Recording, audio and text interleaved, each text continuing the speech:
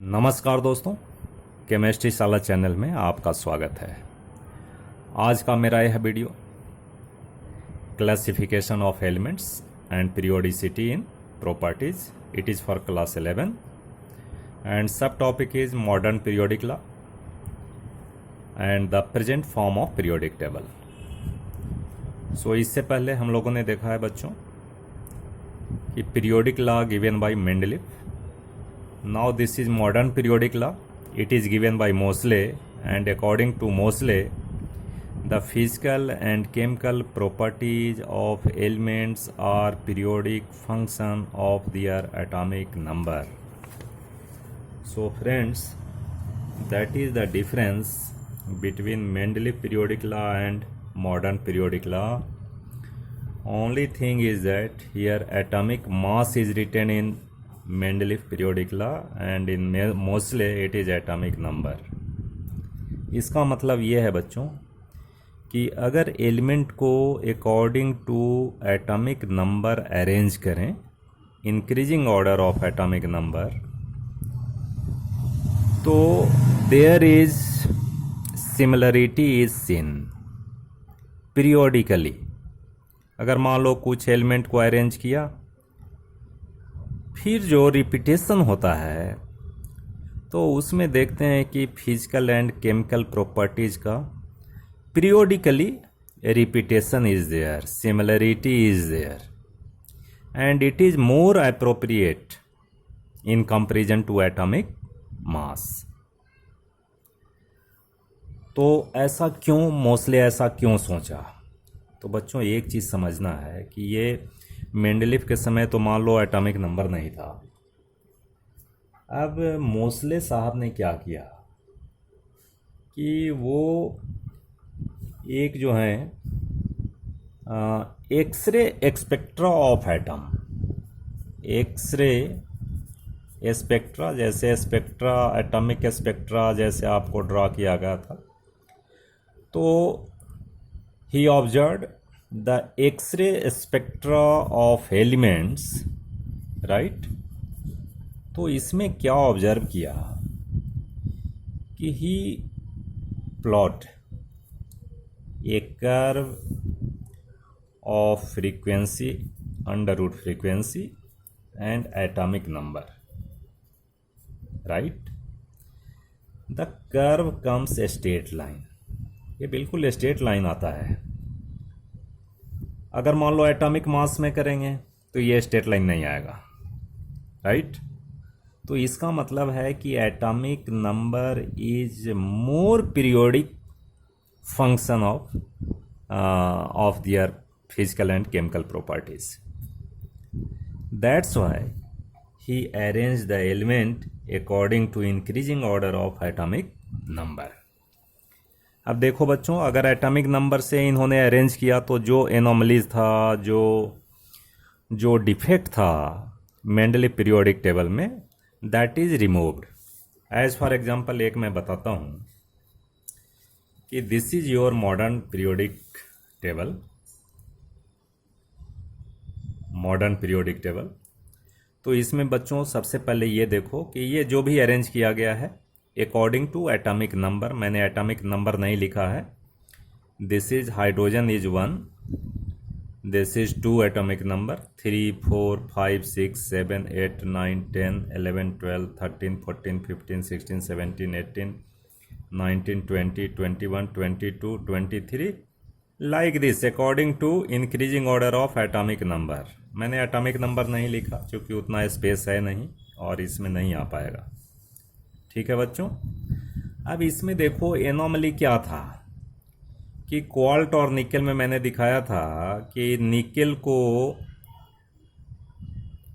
का atomic mass कम होता है और कोबाल्ट का ज़्यादा होता है। तो मेंडलीफ पीरियोडिक टेबल में दैट इज़ द एनोमली, ये डिफेक्ट था। लेकिन यहाँ देखो ये डिफेक्ट दूर हो गया भाई। ये कोबाल्ट का जो है 27 एटॉमिक नंबर एंड निकेल का 28 एटॉमिक नंबर है, ठीक है बच्चों? तो इस तरह से जितने भी एनोमलीज थे वो दूर हो गए मॉडर्न पीरियोडिक टेबल में, and this is the modern periodic table. और इसमें कुछ अब करैक्टर हैं, प्रॉपर्टीज़ हैं, वो मैं बता रहा हूँ। ठीक है बच्चों, तो सबसे पहले देखिए कि मॉडर्न पीरियोडिक टेबल किस पे बेस्ड है भाई। इसमें कुछ वर्टिकल कॉलम हैं, देख रहे हो कॉलम है ये, और कुछ रोज हैं, हॉरिजेंटल रोज है कि नहीं। तो इसका मतलब मॉडर्न पीरियोडिक टेबल में रोज हैं एंड कॉलम है, ठीक है कि नहीं। अब इसके बेस पे मैं लिखूंगा, सारा इंफॉर्मेशन मैं लिखूंगा, आपको देखना है। देखिए अब इसमें क्या क्या है बच्चे। सबसे पहले तो रोज है, ठीक है ना, और दूसरा क्या है जी, कॉलम है। कॉलम्स हैं एंड रोज हैं। रोज कितने हैं वो अगर हम काउंट करें तो इट विल कम 1 2 3 4 5 6 7, यानी रोज कितने हैं भाई, 7 हैं। कॉलम कितने हैं, 1 2, आप इसका नाम लिख लीजिए, this is 3, this is 4, this is 5 6 7 8 9 10 11 12 13 14 15 16 17 and 18। तो कॉलम 18 है दोस्तों। तो दो चीज़ तो समझ आ गया कि रोज कितने हैं, 7 हैं, कॉलम कितने हैं भाई, 18 है। अब इसमें देखो कहता है कि ये दो रो क्या है भाई। तो ये दो रो जो हैं बच्चों, ये देखो, ये लैंथेनाइड एंड हफोनियम के बीच वाले एलिमेंट है ये, ठीक है। इसको लैंथेनाइड बोलते हैं, लैंथेनाइड। और ये जो है एक्टेनियम एंड रदरफोर्डियम के बीच वाले एलिमेंट हैं। इसका पोजीशन एक्चुअल में यहाँ है, ये 57 एटॉमिक नंबर, देन 72, और यहाँ 58 से 71 तक यहाँ है, ठीक है ना।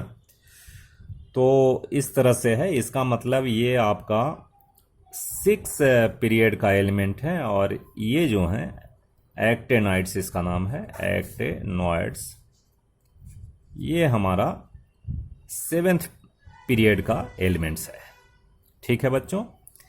अब देखो फर्स्ट रो में, अब फर्स्ट रो में देखिए कितने एलिमेंट्स हैं बताओ तो।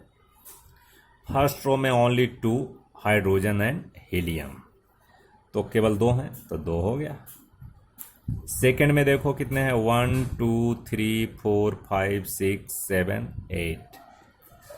सेकंड रो में कितने हैं भाई, तो 8 एलिमेंट्स हैं, याद रखना है एलिमेंट्स।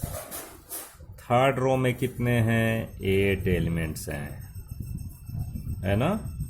फोर्थ में देखिए, तो फोर्थ में आपका बिल्कुल 18 है जी, 18 कॉलम है तो 18 होगा, 18 एलिमेंट्स हैं। फिफ्थ में कितने हैं भाई, फिफ्थ में देखिए, फिफ्थ में भी 18 है। सिक्स में देखिए कितने हैं, सिक्स में मैंने बताया कि सिक्स में lanthanum and 6 period, it's lanthanide इसी में है बच्चों। तो अगर काउंट करोगे तो 18 तो ये है और ये 14 है, तो 18 एंड 14, दिस इज 32 एलिमेंट्स होगा भाई। और 7th में जो हैं अभी इनकम्प्लीट है, अभी डिस्कवरी के बाद और भी एलिमेंट इसमें आएंगे, लेकिन इसको भी 32 शुड भी होना चाहिए, शुड भी इन फ्यूचर,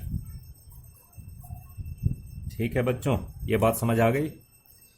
अब देखो ऐसा क्यों है, 2 8 8 18 18 32, अगर कॉन्फ़िगरेशन आप लिखते हैं on the basis of 2n², तो कितना आता है जी। फर्स्ट सेल के लिए 8 इलेक्ट्रॉन आता है, फिर फर्स्ट सेल के लिए 2 इलेक्ट्रॉन आता है, फिर 8 आता है, 18 आता है, 32 आता है। आई बात समझ। तो इसका मतलब है कि ये जो है नंबर ऑफ सेल पे बेस्ड हैं, ये पीरियड जो है ना, ये नंबर ऑफ सेल को रिप्रेजेंट करते हैं। First period means first shell, second means इसमें सभी सेकंड सेल इन्वॉल्व होंगे, इसमें थर्ड सेल इन्वॉल्व होंगे, फोर्थ में फोर्थ सेल होगा, फिफ्थ सेल होगा, सिक्स सेल होगा, सेवन सेल होगा। ठीक है कि नहीं? इसका मतलब है कि पीरियड रिप्रेजेंट्स द सेल। ठीक है बच्चों, ये सेल को रिप्रेजेंट करता है। तो ये मैंने अभी सेल के बारे में बात करी। अब इसके बाद देखो, अब ये कॉलम कितने हैं जी? 18 कॉलम हैं। तो 18 कॉलम में अब जितने भी एलिमेंट हैं, अब हाइड्रोजन देखो, हाइड्रोजन को कोई भी ऐसे ग्रुप में नहीं रखा गया है। ठीक है बच्चों, तो एक चीज़ बताइए, एक चीज़ मैं कहना भूल गया कि रोज को हम क्या बोलते हैं जी? पीरियड बोलते हैं। और कॉलम को हम लोग ग्रुप बोलते हैं। क्या बोलते हैं? ग्रुप। ठीक है, तो पीरियड एंड ग्रुप ये हमें जानना है। ठीक है बच्चों, अब इसमें देखिए कि हाइड्रोजन को कोई ग्रुप में नहीं रखा गया है। इसका रीज़न मैं अगले चैप्टर में बताऊंगा क्यों नहीं रखा गया है। लेकिन इसमें जो भी एलिमेंट हैं फर्स्ट ग्रुप में, lithium, sodium, potassium, rubidium, caesium and francium, ये सबकी प्रॉपर्टी एक जैसी है बच्चों। ये सेकेंड ग्रुप में जितने भी एलिमेंट हैं तो सबकी प्रॉपर्टी एक जैसी है। थर्ड ग्रुप में हैं तो प्रॉपर्टीज एक जैसी है।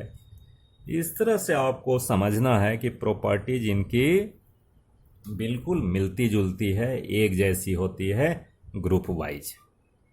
ठीक है, तो कितने ग्रुप्स कितने हैं भाई? ग्रुप्स जो हैं इसमें, ग्रुप्स जो हैं टोटल 18 ग्रुप्स हैं। ठीक है, और अब देखो पूरे पीरियोडिक टेबल को हम ब्लॉक में डिवाइड करते हैं। कहता है कि जी एस ब्लॉक है, एस ब्लॉक। तो एस ब्लॉक में क्या होगा भाई? फर्स्ट एंड सेकेंड ग्रुप्स आएंगे।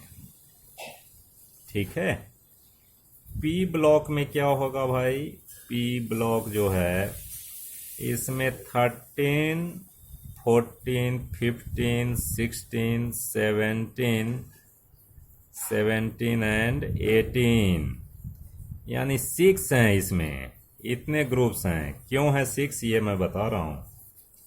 डी ब्लॉक में आप देखिएगा तो डी ब्लॉक में 1 ये है, देखो ये डी ब्लॉक जो रेड कलर से मैंने लिखा है, 1 2 3 4 5 6 7 8 9 10, इसमें 10 है जी। 3 to 12 इक्वल टू 10 ग्रुप्स हैं इसमें। ठीक है बच्चों, और एक एफ ब्लॉक है। एफ ब्लॉक, इसमें जो है कितने हैं भाई? 14 एलिमेंट्स हैं। कितने हैं? 14 एक रो में हैं, यानी 14 ऐसा समझो। ये ग्रुप्स तो नहीं बोल सकते हैं, लेकिन ये एलिमेंट हैं इसमें 14 into 2। ये बात समझ आ जाएगी। देखो इस सबसेल में मैक्सिमम इलेक्ट्रॉन कितने हो सकते हैं? 2 हो सकते हैं, इसलिए 2 ग्रुप है। पी में मैक्सिमम कितने हो सकते हैं? 6 होते हैं, तो देखो 6 है, 1 2 3 4 5 6। डी 10 होता है, तो देखो 10 ग्रुप्स हैं। ए 14 है, तो देखो 14 एलिमेंट्स होते हैं लैंथेनाइड में और एक्टेनाइड में भी। तो रिलेशन तो है on the basis of periodic electronic configuration. ठीक है दोस्तों, अब इसमें देखो कि this is s block, this is p block and this is d block and this is f block. So ये आपका पीरियोडिक टेबल का बिल्कुल स्ट्रक्चर आपका इस तरह से है। ठीक है बच्चों, इस तरह से स्ट्रक्चर है अभी पीरियोडिक टेबल का। इसके बाद आगे हम प्रॉपर्टीज़ की बात करेंगे और भी बात करेंगे। तो ये ग्रुप वाइज ये पीरियोडिक टेबल का काम आएगा कि इनमें क्या प्रॉपर्टीज़ है, साइज का क्या है, मेटेलिक प्रॉपर्टी क्या है, बहुत सारे चीज़ें हैं। लेकिन अभी आप इतना समझिए, इसके बाद फिर आगे मैं बात करूँगा। ठीक है बच्चों, तो हम समझते हैं इतनी बात आपको समझ आ गई होगी, और तो कुछ इसमें है नहीं। बहुत बहुत धन्यवाद।